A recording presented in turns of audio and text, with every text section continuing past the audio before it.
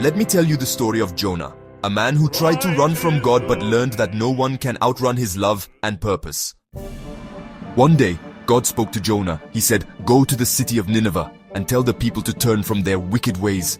Now Jonah didn't want to go. Nineveh was a scary place, filled with people Jonah didn't think deserved God's mercy. So instead of listening, he ran the other way.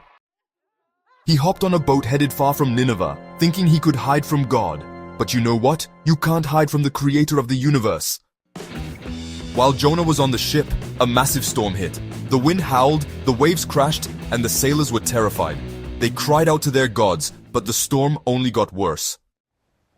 Finally, Jonah admitted, "It's my fault. I'm running from God. Throw me overboard, and the storm will stop." The sailors didn't want to, but when the storm kept raging, they had no choice.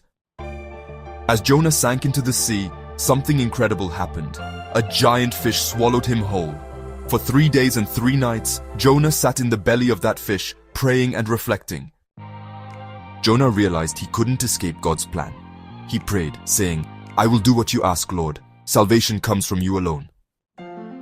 Then, God commanded the fish to spit Jonah out onto dry land. And guess what? Jonah went to Nineveh. He warned the people to turn from their sins, and amazingly, they listened. They prayed, fasted, and changed their ways.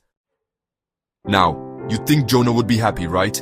But he wasn't. He still didn't believe Nineveh deserved mercy. But God said, "Shouldn't I care for the people of Nineveh? They don't know right from wrong." And Jonah finally understood. God's love is for everyone. The story of Jonah reminds us that God's plans are bigger than our fears, and His mercy is greater than we can imagine. So when He calls you, will you run or will you trust Him?